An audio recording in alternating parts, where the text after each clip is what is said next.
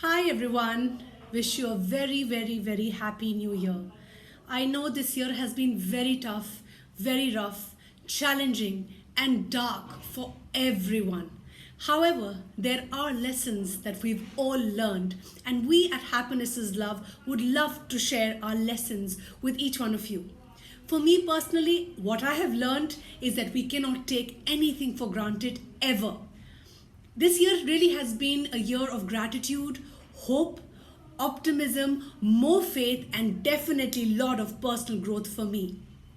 This has also been a year which has taught us some great things. It has been the greatest opportunity for us to redefine our roles, our responsibilities at home, reinvent, repair ourselves and our relationships.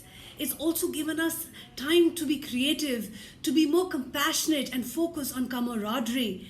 And I know that it's also, as a parent, given my children some really healthy life skills, some positive, healthy life skills. For my teenager, for our 16-year-old, we can safely say it used to be a struggle for us to set a healthy routine, a healthy structure. We've been able to achieve that. And for our daughters who are now 10, we've helped them and ourselves organize ourselves better, clean the mess whenever required, and yes, practice more self management and self care. I am nowhere negating that it is the most challenging of all times, and the pandemic, financial concerns, and the isolation has created so much angst, so much anxiety, and fear everywhere. Everyone is feeling vulnerable, including me. So when the news is all doom and gloom, and it's hard for even most of us to be optimistic, we don't have another choice. However, this is what we must do. We need to rebuild ourselves, each other, build our communities, build our families, and build our legacies. And definitely, we need to prioritize emotional and mental health and well-being. And for that, I have learned that self-care is non-negotiable. And health now has a new narrative. It has a different narrative. Health is no more about your exercise regime and the food that you eat. It's about how you feel in the inside. It all starts with loving yourself, because everything really springs from there. And self-love and self-care are really misunderstood words. In our practice, we see a lot of people think that self-love and self-care is really narcissistic. But I believe that it's really self-interest, it's not selfish. And self-love really is the new love. The most important work we will ever do will be the self-work that we sometimes think we can outsource. We need to now boost our self-confidence and our children's self-esteem and our self-worth, because everything, like I said, will only spring from that space. And self-care is not just having cupcakes and getting a foot massage, or it is beyond that. It's really building ourselves, building a life that we love, building our goals, believing in ourselves, honoring our space, telling ourselves, I am enough. Learning to say no, that we all struggle with. Because believe me, self-work requires daily practice, daily commitment, hard work, and conscious effort. And I believe that together we can. And one of the greatest things that I have discovered about myself and the learnings that I've had is to set healthy boundaries. During Corona times, we have all learned that our relationships are the greatest source of our happiness. However, we are not taught how to set those healthy boundaries, because boundaries are about how we teach people how to treat us, and this requires practice, and it comes from your commitment. I've learned that I'm still a kind person if I say no. I can always say no kindly and explain the reason why. I can say that I'm not okay with this and explain why. I can disagree with someone and again give my reason why.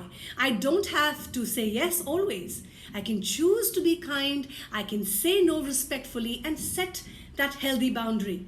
I can even tell my loved ones that I'm sorry, I cannot help you right now. I don't have the energy. I'm feeling mental fatigue, and give them an alternative so that they can get help easily. And believe me, this has really transformed my everyday life and has helped me in having deep, meaningful relationships with people around me. And this one doctor that I was talking to who suffered corona, and he said, only one thing I have realized. After suffering from corona, I really had an epiphany that the only way to develop resilience, and we all talk of resilience, is having positive relationships. And this is what we do at Happiness is Love. We talk about the importance of positivity, of giving power to our positive emotions, because that is what boosts our immunity. And our positivity is our immunity. And so when I was talking to this doctor, he said that, research has said that supportive human connections is the quickest way to heal from any kind of suffering. So there we go. Corona has made us all realize that our relationships is really our healing balm. And in the new world, even though we are maintaining social distancing and physical distancing, but it's really time for emotional bonding. Teaching our children the importance of resilience and mental strength. And of course, we've all learned the importance of family and deep, meaningful connections. We need so little to survive and thrive. And now everyone is home because love is home. And home is love, and everybody wants to get home. The virus has crossed all borders: caste, creed, religious belief, political sentiments. It has really, really equalized us as human beings. It's created closer bonds. We've shared spaces and resources and learned that we're all deeply connected, and this is the greatest lesson for all.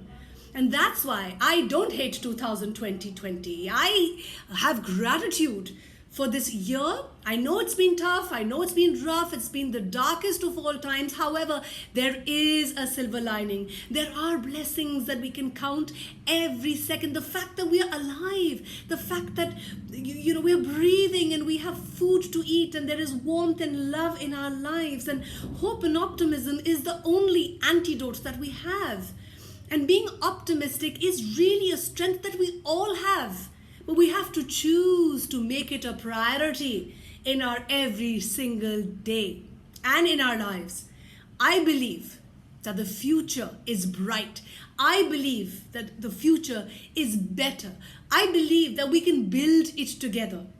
And yes, it is stressful for all of us. However, we will get through this together. There is light at the end of the tunnel, and we are all fast approaching it. So let us all think right, feel right, because these are the building blocks of our happiness, our health, and our emotional well-being. Before I end, I would like to ask each one of you to take a moment to pause, to reflect, and just ask yourself, what has been the most important lesson for you in the year 2020? I'm also going to now have my children come and share their greetings with each one of you for a happy new year. Let's think positive, let's stay optimistic, keep smiling, keep shining, and keep inspiring. Happy New Year! Stay positive! And have a great year ahead. Happy 2021. Thank you.